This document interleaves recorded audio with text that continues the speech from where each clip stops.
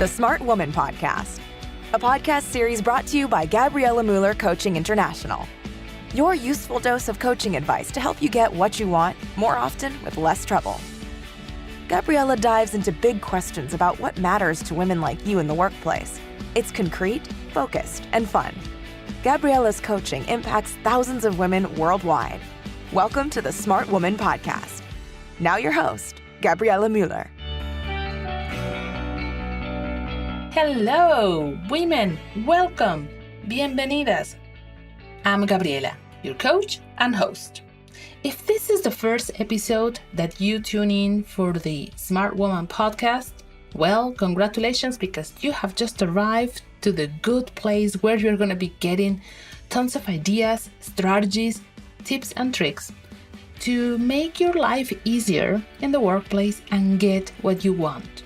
It's also a place for you to get inspiration and resources that can help you, whether it's links that I'm going to tell you or stories that you're going to hear, examples, models, and coaching advice.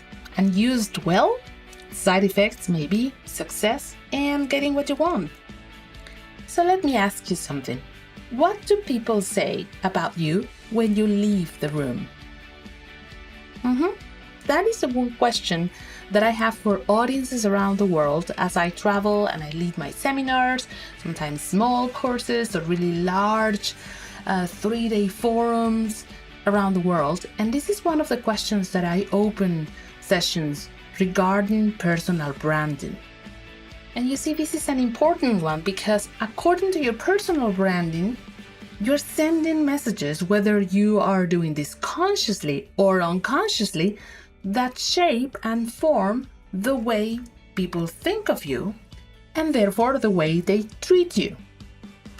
All right, so before we get into the nitty-gritty of personal branding, just grab a piece of paper, a pen, and write the one word that you think that people say when you leave the room. What would they tell me about you if I was to ask them what they thought of you? In just a few seconds, they just met you, you left. What would be the one word, an adjective? I'm looking for an adjective. Now, don't make it sound pretty or politically correct or think about it too long. No. What is the one word that you really think people say about you when you leave the room? Brutally honest answer. Yes, I know. Okay, now that I got your attention and we started raising self-awareness, put that paper aside, and then you're going to be doing something at the end of the episode, a little bit more to complete that exercise. For now, I'm going to tell you that part of the reason why this topic came to me, it was because I launched a program that had to do with presence and personal branding 4 years ago. And the first time that I ran it was in Berlin in 2012, 13. And ever since I've been running it at least once in every year for mostly corporations, NGOs, and lately also for very selective executive members of boards or even women in politics. You should know that the information that I'm going to give you today is not only good for raising your self-awareness, but it's also good as part of the resources and the toolkit that we are enriching every episode. And I always refer to it as the Swiss Army knife. And because I live in Switzerland and then I can relate to that, I always refer to one more tool to that toolbox of strategies that I want you to have. And if you want more of this, we want to connect via social media. Twitter, Gabriela Mueller. Instagram, Coach Gabriela Mueller. Or Facebook, Gabriela Mueller Coaching. Now, if you are serious about increasing awareness and getting even more tools, you want to visit www.gabrielamueller.com and sign up for our newsletter. And it contains more added value that will only get to you via email, so you don't want to miss that. Okay, now, think about these brands. As I say the name of the brand, your job is to think of one adjective that completes the idea of this brand. Okay, so what do you think about when I say the word Volvo? Right, the cars, Volvo. What about when I say Apple or Google? And what about when I mention a person's name, such as Roger Federer, Michelle Obama, Merkel? What is the one adjective that comes to your mind? I'm looking for things that are memorable, right? Adjectives that a lot of people would think of. Yes, you are a brand. I am a brand. You have a voice, and there is something about you that stands out when you enter the room. There is something about you that people will remember after working with you in a given project or after seeing you delivering a presentation. Or even people who just met you for a few minutes after a networking event, there are things that they will definitely remember about you. So what would that be? Would that be that word you wrote on the paper? Or is that maybe something else? Is there a gap between what you think people think and what people would actually think of you or remember about you? Seth Godin, who is one of my favorite bloggers and marketing specialists, says a brand is a set of expectations, memories, stories, and relationships that, taken together, account for a customer's decision to choose one product, a service over another. Okay, how do we land this plane when we take these elements and apply it to personal branding? There are certain things that apply to ourselves, and although we're not products, we are also a promise of value. Your personal brand is a set of expectations and memories and relationships that people associate with you and that build a promise to your clients or to your stakeholders. A promise of quality or consistency, competency, and reliability. So all these things together shape that idea. Now, put together this with the fact that adults' attention span is now shorter than it was, let's say, 10 years ago. And I covered this in past episodes on how our digital devices and connectivity have increased the challenges that we find now to keep focused in only one thing or person at a certain given time while we are being bombarded by different sources of information as we interact with each other, especially in short interactions, first impressions, under stress, or key moments. People with a strong, solid personal brand report really great benefits, and they sharpen that executive presence model that I presented in chapter 1, which is that 3-section executive presence model. You want to go back because we talked about appearance, exposure, and know-how. And the benefits of having a good, solid brand can also be reflected on opportunities, getting really interesting jobs or projects that land on your desk, or even increasing your income. And who doesn't want that, right? Now you need to know that our brain, our human brain, will take a piece of information, in this case could be an image, a sound, a person, and will start filling in the blanks of the information that doesn't see and interpret the rest according to what we have seen in the past, that means past experience, what we already think we know, and sometimes, guess what? It can even go as far as seeing what we want to see, even if it's not there. Is it fair? Not really. Is it common? You bet.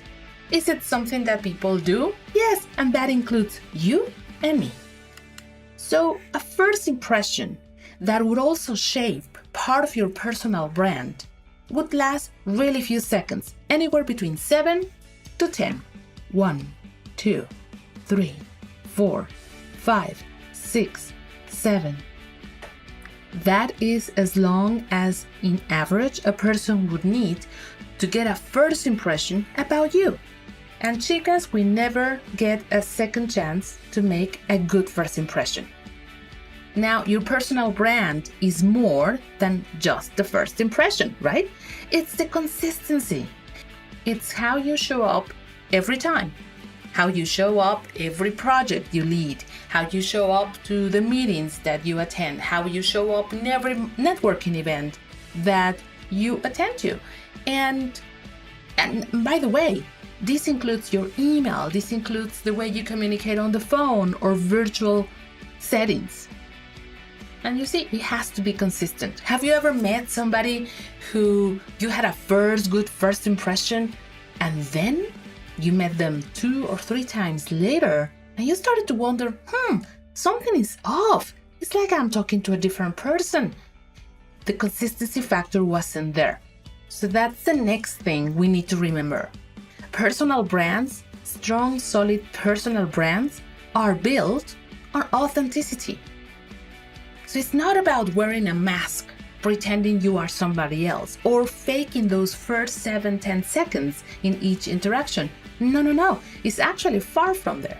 It's about being in authenticity, showing the best version of who you are in a given moment and time and place. So who are you today? Are you your version 1.0, 1.5? And where is your version 2.0? As smart women, we're always investing in ourselves, right?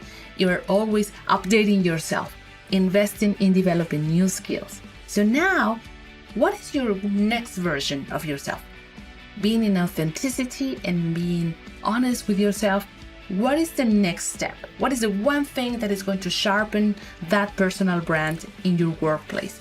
Now, for most of us, this is true. We are already known for something in our workplace, right? In the workplace, we are either already the good negotiator or the one who wants or doesn't want to present, and maybe the good person to look for details and attention to details and precision, or maybe the one who is very good at connecting and networking.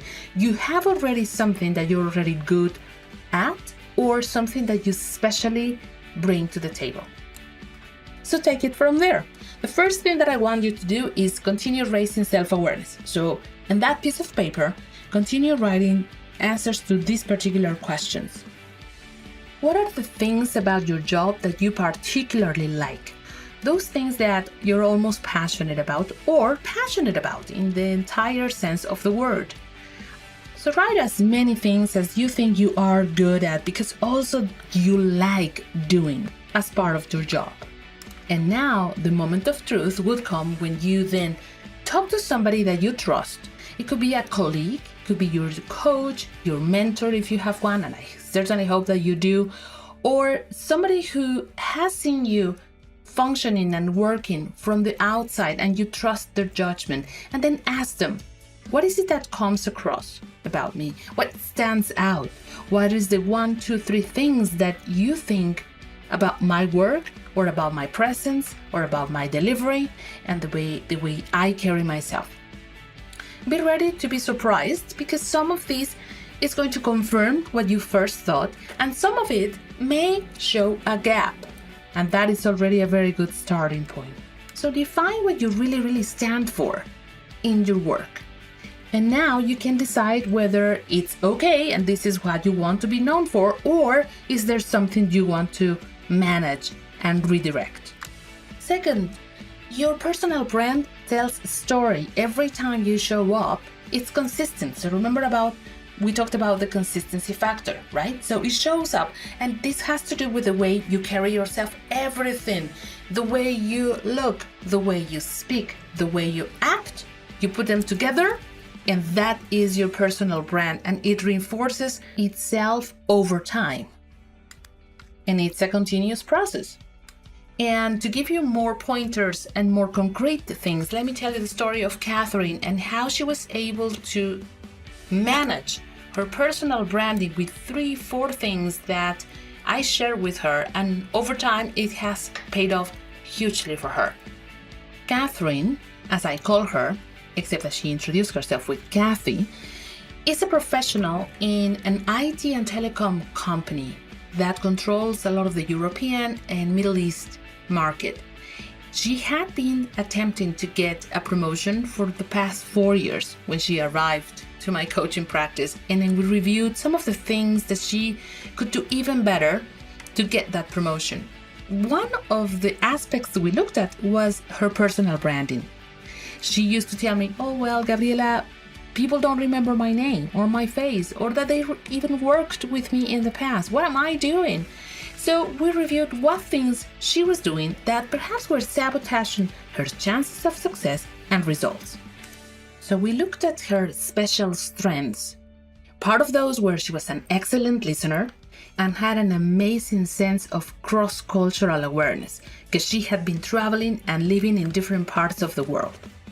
And she was able to capitalize these two advantages or strengths and express them and lift them up every time she could to really show them and share them with the world.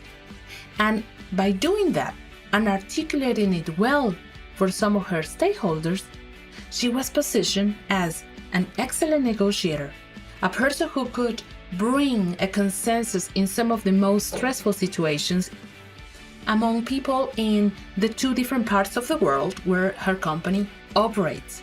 So she went from being the one person in charge of a contract to being the one specialist people really wanted to have in their teams to negotiate and to bring people from different cultures to a consensus. So she became really the one person noticeable and recognized for those two skills. So now think about you. Let's land this plane. Think about the words that people would use to describe you best. What would come across? What would be your strength, your talent, or several? Be concrete. Don't be too abstract. So a lot of people would say, well, I am a people person. That's way too ambiguous. I want you to be more specific. What did you do well with people? And lastly, I want to mention something that is key. Your personal brand has also a virtual face. And that includes everything you post out there, whether it's Facebook, LinkedIn, Xing, for a lot of you in Europe, whether it's Twitter, Instagram. Your posts say so much about you. So Google yourself. Yes, you heard me well. Google yourself and then see everything that is out there that has your name, whether it's written or has your face. And you want to manage it. You want to make sure that it reflects consistently that one thing that you want your personal brand to express. And my coaching advice would be here, set the excellence bar high, meaning don't share anything out there in any of those platforms that you wouldn't want a future employer to see. Or what about something that you wouldn't show your grandmother? Yes, exactly. Really high standards. You get the point. And finally, I want to mention that we're all more than our personal brands. Of course we are. We are the person behind all that. And your personal brand would open up a lot of opportunities and doors for you, and that's great. And at the end of the day, it's you who needs to go in, enter, deliver, and then share your know-how, add value, and share your expertise. And I know that it's all there. And remember, this is just one more tool in that toolbox of leadership and skills that you are gaining as you continue to tune in the Smart Woman podcast. In future episodes, we'll be talking about assertiveness, networking tips, mindset winning strategies for women, and more and more. Let's connect again. Twitter, Gabriela Mueller, Instagram, Coach Gabriela Mueller, Facebook, Gabriela Mueller Coaching. And if you are serious about getting even more tools and strategies, you want to go and visit www.gabrielamueller.com and sign up for our newsletter, because over there are other golden nuggets for you that will only get to you via email. A quote for you: your brand is what people say about you when you leave the room. All right, smart women, I wish you a successful day. Until next time in the Smart Woman podcast. Hasta la vista.